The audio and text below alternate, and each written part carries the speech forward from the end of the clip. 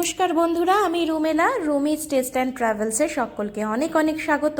আজকের রেসিপি সর্ষে রুই। সর্ষে ইলিশ তো আমরা প্রায়ই খেয়ে থাকি, সে বিয়েবাড়ি হোক বা যে কোনো নেমন্তন্ন বাড়ি কিংবা বাড়িতে। তো সর্ষে রুই রেসিপি আমরা খুব একটা করি না, তবে এই রুইয়ের বদলে আপনারা কাতলা মাছেও সেম প্রসেস করে সর্ষে কাতলাও করতে পারেন, জাস্ট মাছটা চেঞ্জ হয়ে যাবে। মাছগুলোকে প্রথমে ভালো করে ধুয়ে নিয়ে নুন, হলুদ, সর্ষের তেল আর মাছের মশলা আমি ম্যারিনেট করে রাখবো 15 মিনিট মতন। এবার মাছের মশলা কি করে বানাতে হয়? মাছের মশলা আমি এটা করে রাখি শুকনো খোলায় জিরে, ধনে, শুকনো লঙ্কা, অল্প একটু নুন দিয়ে ভালো করে নেড়ে নিই প্রথমে শুকনো কড়ায়, তারপর সেটা মিক্সিতে পেস্ট করে নিই বা গুঁড়ো করে নিই। সেটা আমি মাছ যখন ভাজা হয়, মাছের একটা গন্ধ থাকে, সেই গন্ধটা দূর করার জন্য এই রেসিপিটা ফলো করি। আপনারা যদি চান অবশ্যই মাছের মশলা বাড়িতে বানিয়ে রাখতে পারেন। আর একটা কথা, সর্ষে রুইতে আমরা কিন্তু মাছগুলোকে ভালো করে ভাজবো। বেসিক্যালি যখন মাছের কারি করা হয় তখন কিন্তু মাছটা আমরা খুব একটা ভালো করে ভাজি না। যখন ভাজা খেতে হয়, ডাল দিয়ে ভাজা খাই, মাছ ভাজা, তখন আমরা খুব শক্ত করে বা বলা যেতে পারে লাল লাল করে ভাজি। কিন্তু সর্ষে রুইয়ের ক্ষেত্রে আমি বলবো মাছটাকে একটু ভালো করে ভাজতে হবে, কারণ মাছের উপরেই পুরো রেসিপিটার স্বাদ নির্ভর করছে। এই কথাটা খুব একটা কি বোকা শোনাচ্ছে? আমি পরিষ্কার করে বলি, মাছের সঙ্গে অন্য কোনো ইনগ্রিডিয়েন্টস এখানে থাকছে না, মানে আলু বা অন্য কোনো সবজি থাকছে না। গ্রেভি আর মাছের উপরেই ডিপেন্ড করছে। তাই মাছটা যদি কম ভাজেন তাহলে মাছটা নরম হয়ে ভেঙে যেতে পারে, সেক্ষেত্রে মাছের শক্ত ব্যাপারটা থাকবে না আর সেটা খেতেও খুব একটা ভালো লাগবে না। এরপর আমরা সর্ষে রুইয়ের জন্য একটা বাটা মশলা করে নেব। তার জন্য কালো সর্ষে, রাই সর্ষে, পোস্তদানা আর কাঁচা লঙ্কা নেব, সামান্য একটু জল ইউজ করব।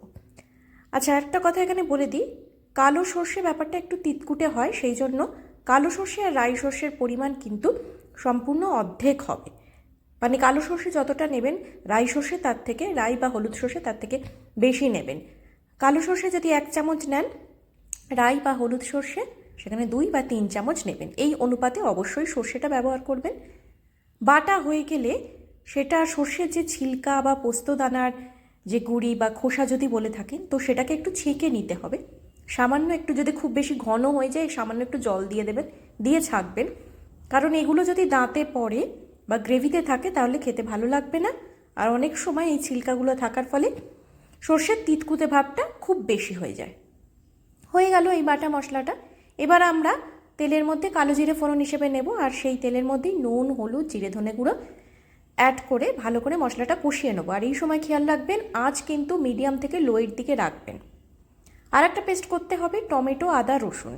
টমেটো পিউরিও আলাদা করে করতে পারেন, আদা রসুনও আলাদা করে করতে পারেন। আমি একসাথে করে নিয়েছি জাস্ট সময়ের জন্য, সময় হাতে কম ছিল সেই জন্য। আপনারা চাইলে আলাদা করে টমেটো পিউরিও করতে পারেন, আবার টমেটো কুচি কুচি করে কেটেও দিতে পারেন। কিন্তু টমেটো কুচি কুচি করে কেটে দিলে টমেটোটা সেদ্ধ হতে বেশি সময় লাগে, টমেটোর খোসাগুলো থেকে যায়। সেই জন্য যে গ্রেভিটার কথা বলছিলাম, সেই গ্রেভি দিয়ে মেখে ভাত খাওয়ার ব্যাপারটা, গ্রেভির মধ্যে যে স্মুথনেস সেটা থাকে না। সমস্ত মশলাটা ভালো করে মেশানো হয়ে গেলে তারপরে কিন্তু আমরা যে বাটা মশলাটা করেছি, সর্ষে পোস্তর যে বাটা মশলাটা করেছি সেটা কিন্তু এর মধ্যে দিয়ে দেবো। আর একটা ভীষণ গুরুত্বপূর্ণ ইনগ্রিডিয়েন্টস সর্ষে রুইয়ের ক্ষেত্রে, সেটা হলো নারকেলের দুধ। নারকেলের দুধ বা নারকেল কোরানো আপনারা ব্যবহার করতে পারেন, কিন্তু নারকেল যদি অপছন্দ করেন তো অবশ্যই সেটাকে স্কিপ করতে পারেন। কিন্তু আমি বলবো সর্ষে রুইয়ের ক্ষেত্রে নারকেল কোরানো কিংবা নারকেলের দুধ ইটস মাস্ট।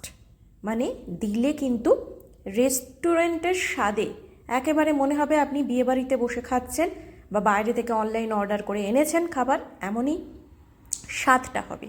তো বাড়িতে রান্না করে স্বাদটা যদি একটু ভালো না হয়, বাড়ির লোকেদের যদি একটুখানি মন ভুলিয়ে হাসি মুখে কিছু প্রেজেন্ট করা না যায়, আমার তো মনে হয় সেটা যারা রান্না করছেন তাদের মধ্যে সেই কনফিডেন্সটা থাকা দরকার। সেই জন্য একটুখানি রাজকীয় কায়দা তো করতেই হবে।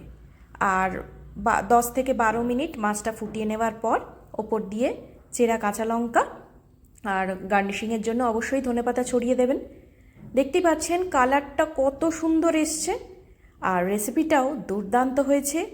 আমি চাই আপনারাও এটা ট্রাই করুন আর আমাকে অবশ্যই জানান।